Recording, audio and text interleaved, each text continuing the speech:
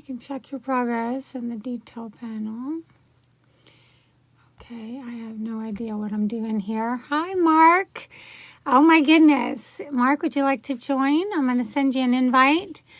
I'll tell you what, guys. This was so crazy trying to go live today. You would not believe all that has happened. And I am sorry about the way that I look, but when I finally got the chance, I just jumped on here. But my plan was to, for the first time, announce that I was doing a live. And I was skeptical about doing that because I knew that the enemy would attack. Hands down, if I have anything planned, scheduled for a particular time, everything that can go wrong will. And if you doubt for 1 second that the enemy attacks us through technology and in all kinds of different ways. Hi, Matt. Welcome, everybody, to the live.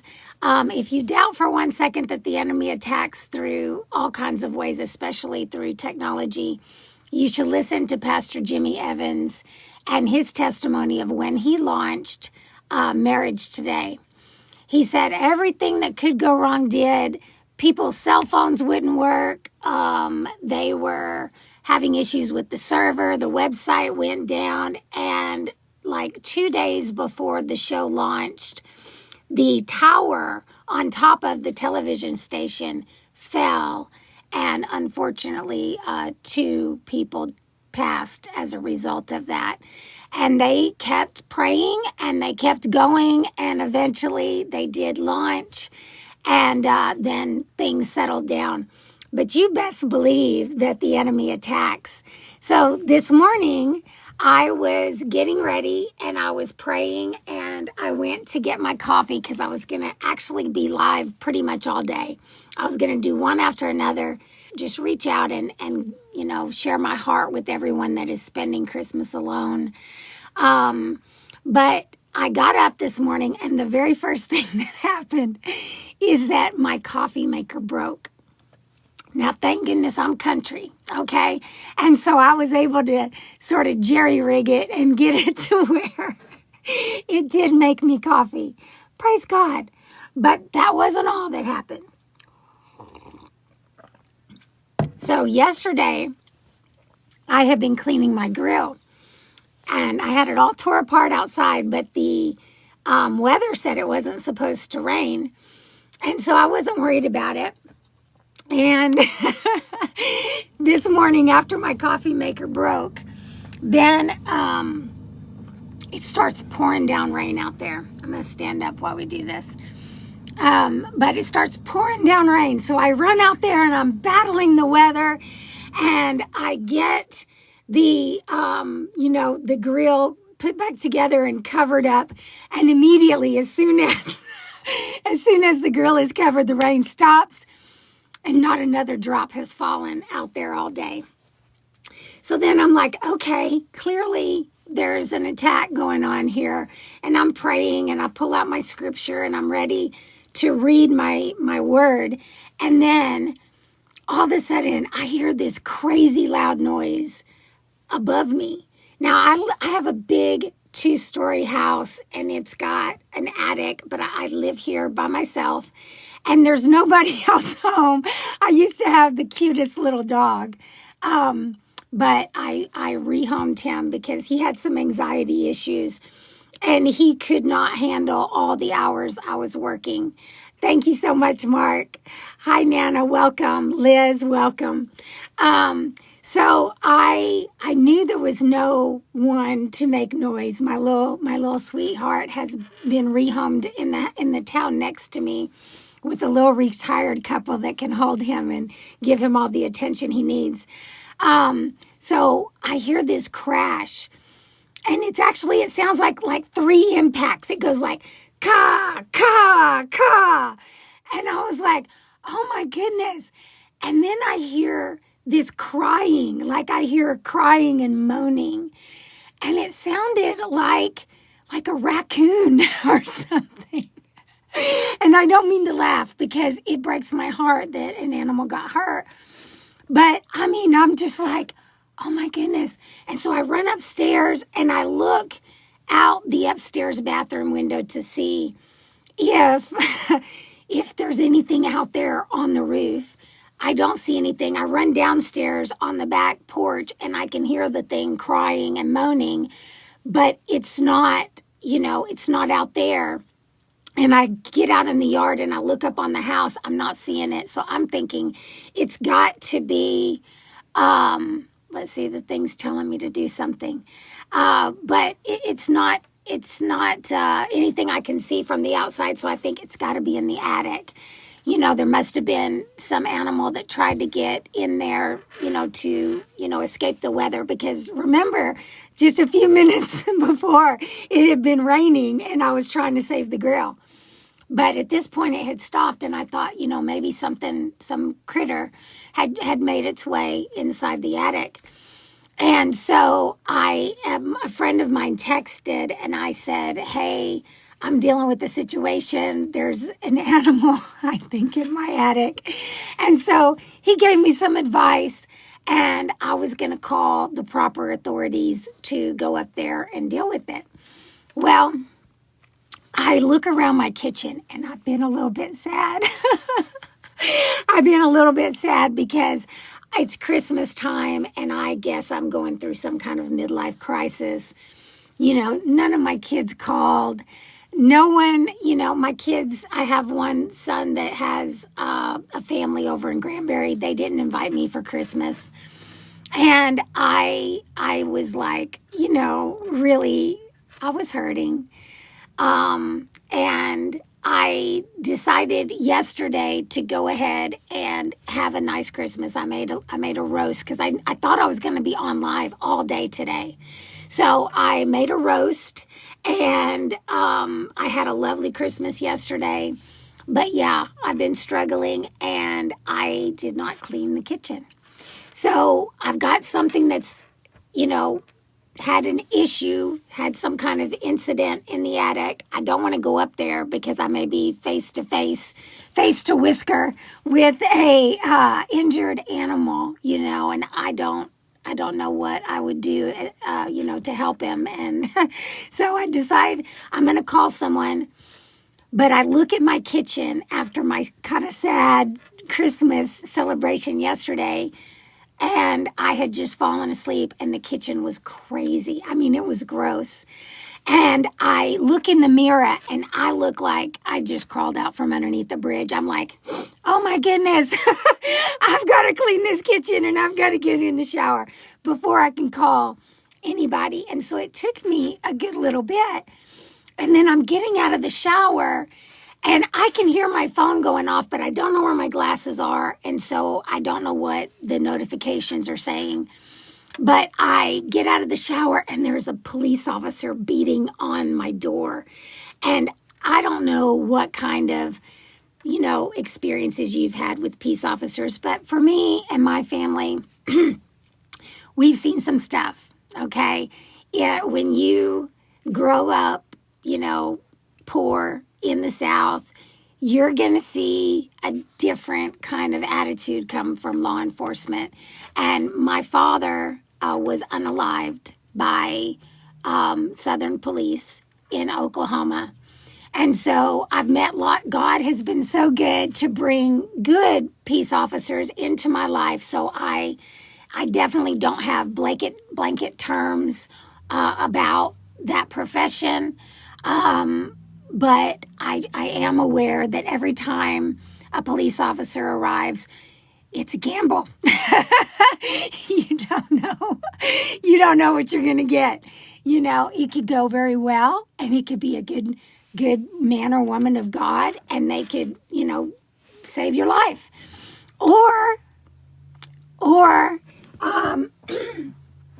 it could be one of the many dark triad peace officers who go into the profession in order to have unearned trust and power and leverage over people, and to be able to accumulate victims where they're unlikely to talk about it or report it. So I am, well aware of that. And my father when I was about 11 years old, found that out. So I'll give you guys a little bit of the story. Well, this is kind of a big story. So if anybody needs prayer or would like to join the live, just let me know. I'm going to go right into this testimony. So my grandmother, she married an immigrant from Ireland, my grandfather, and her family did not want her to because he had nothing, and so she became estranged from her family. They had 4 children. My father was the eldest, and then there was 2 other boys and then a little girl. And there was a house fire, and my grandmother was able to get all the kids out of the house safely, but at the last minute, the roof collapsed on her. Now, she was severely, I don't even know what I can say on here because last time my live got restricted and it was a basic dictionary word. So I understand TikTok is trying to keep kids safe. So I will just say she was badly injured on 90% of her body. And she was in the hospital for 2 years. In that time, the CPS came and took the children because my grandfather was working all the time. And my grandfather sought comfort in the arms of another woman, and he had a child with her. So when my grandmother, beyond all logic, survives this ordeal and gets out of the hospital, she finds that every picture, every bit of memorabilia, everything in the house had completely been disintegrated. There was nothing left, and her kids were gone. Because of her injuries, they said there was no way, that she could get them back. And, she finds that my grandfather and his mistress have their baby. So they've had a child together, and everything that she knew is gone. So my father, being the eldest, was not in the system very long, and he got out, and then he went to work for his father, and he met my mother, and I was born a few years later. I guess I'm around 11. I guess it's more than a decade at this point that he has his younger brother who ages out of the system. His younger brother had, not much, adult mindset. He was immature and, naive. And he decided he was going to borrow a car because he couldn't see anything past getting to his brother. So when he transitioned out of the state's custody, he stole a vehicle and he went to go see my father. Now, the police in that area pulled over the car because my dad jumps in the car to see his brother, does not realize that the vehicle is not his. They get pulled over, and these peace officers take his baby brother and they drag him in front of the car and they go to whooping on him. And my father stepped out of the vehicle to try to intervene. He startled the police, and they ended him. They tried to cover up what they did, and they dumped him in a neighboring county with a different man's identification on him. So, anyway, I was not there. I was a little kid, but I have heard about this incident so many times that I have a very clear visual, and it feels like it was very traumatic, as though I saw it. And so I've also had my own situations, like I said before, really good ones. There was a police officer that used to work the Greenville area of Dallas when I was a young person. I was 16. I was living out there. in Dallas, and I was, just being a rowdy kid, and Dallas was really fun back then.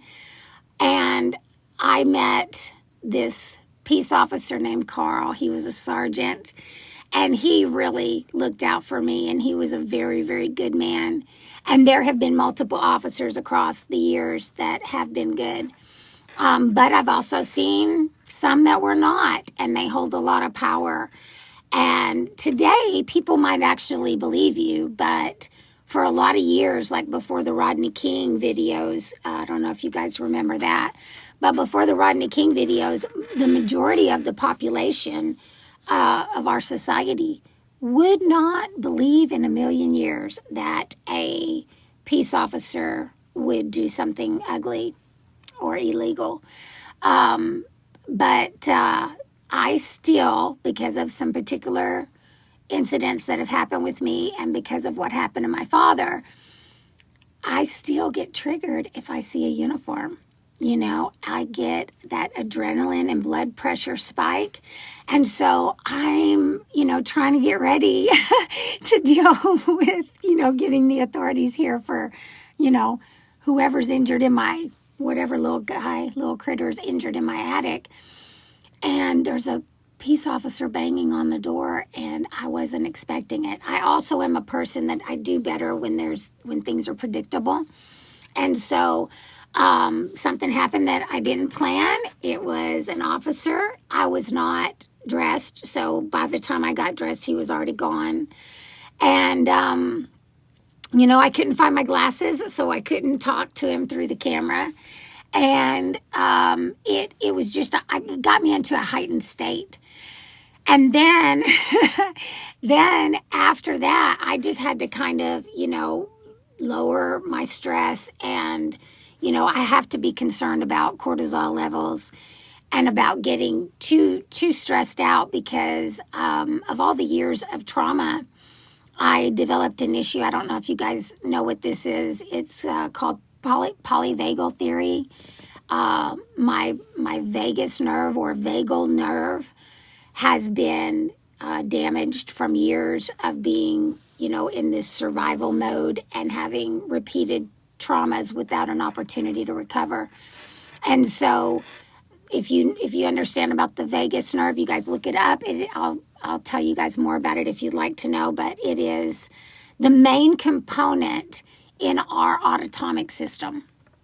So if I get super stressed out, it will look like I have had a stroke. Half of my face will droop down. I won't be able to speak. I can't swallow. My heart will start to get pain in my chest. My temperature will bottom out and my body will get very cold, even if it's like 75 degrees. I could actually get too cold and pass away in a room that's only like 70, 75 degrees. So I have to really watch that, and I'm learning to just really get in God's presence and calm myself and be where my hands are and just run through some various things to help myself, relax after I've been triggered. So I did that for a little while. I got to feeling better, and I reached out to my friend who at this point is very stressed because I had not, said anything in a while. And they had been the one that had called for a welfare check or something. And so they let me know what they had done. And of course, this set in motion, this is a very tight-knit community where everybody's grown up together. And even though I have been here a year, I'm still the new guy. If you've lived in a small area, I'm sure you understand. And so this set in motion, phone calls and people wanting to know, if I was okay. And I like to believe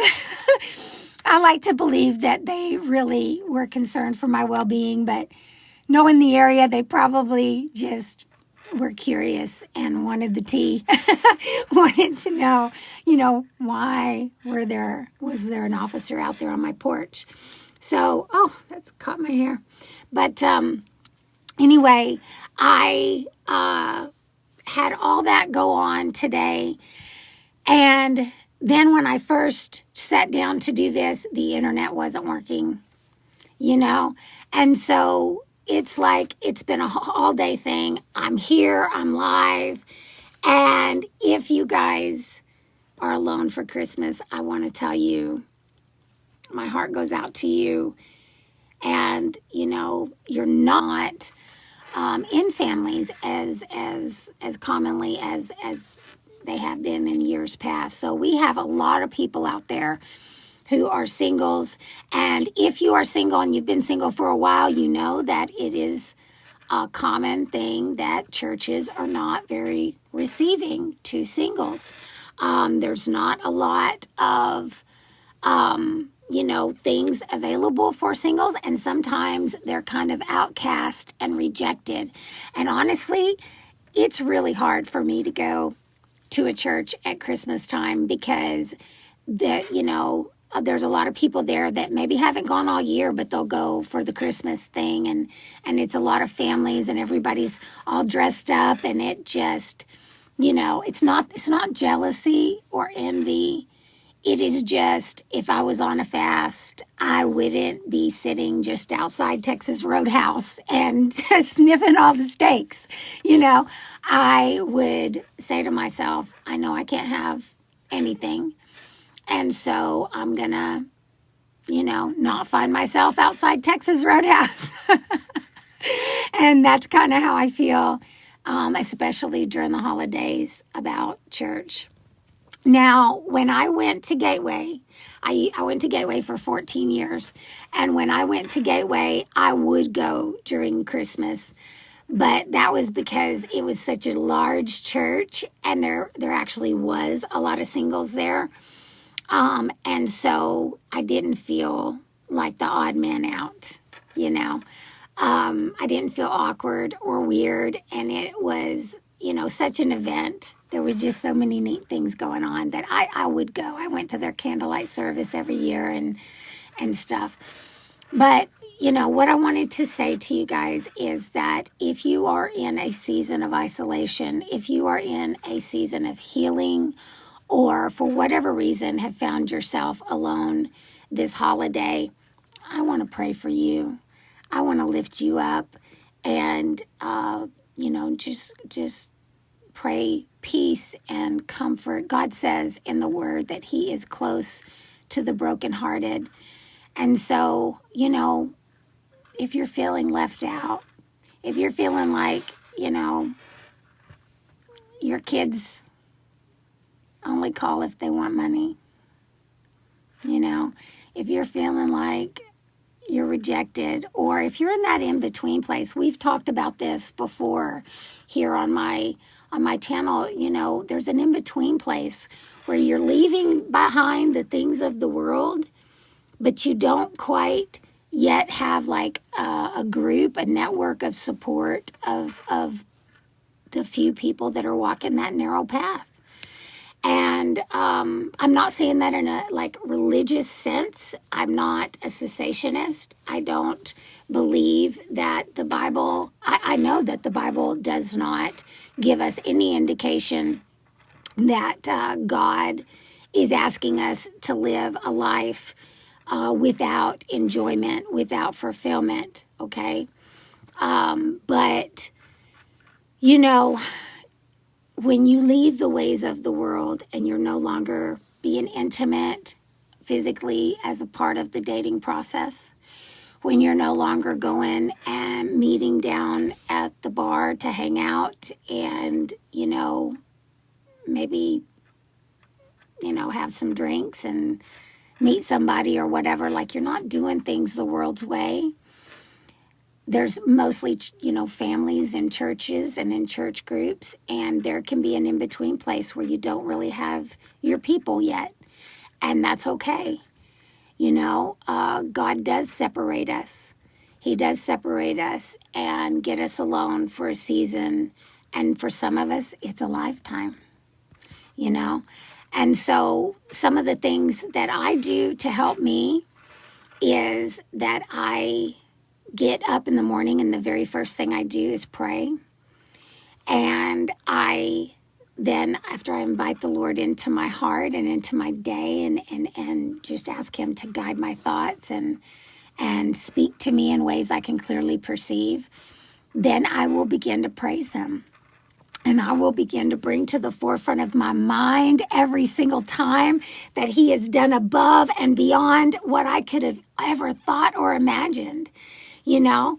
And I cast down every lofty thought, and I hold captive every thought that is not in obedience to Christ. And that's like, you know, those sneaky, you know, enemy, I don't know if I can say this. I've already had videos removed, but you know, we were born into an ancient war. And this war is truly good versus evil. And we have a very real enemy. And this enemy is very crafty. And so a lot of the things he whispers to us are not true. But we can get into a place mentally where the things that he's whispering to us are bringing up those old abandonment wounds or wounds of rejection or just, you know, negative thoughts. And so I have to cast out and bind and rebuke the enemy. And I have to ask the Lord to just fill me with his Holy Spirit, you know. And I put on praise music. I do not watch any of the like Hallmark specials, you know, about families or, you know, some beautiful divorcee who meets the love of her life after she returns to some small town. Like, I don't watch that stuff.